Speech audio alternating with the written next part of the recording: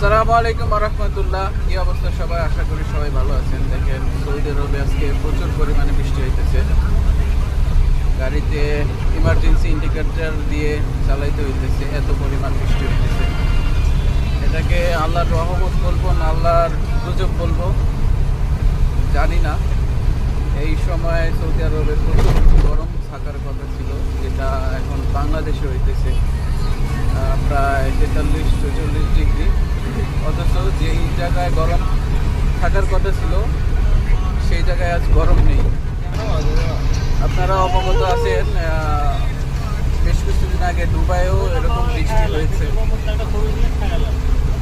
তো সবাই নিজ নিজ অবস্থান থেকে বেশি বেশি করে আমল করার চেষ্টা করবেন। আল্লাহ যাতে আমাদের উপর থেকে এই সব আযাবগুলো দূর করে দেয়।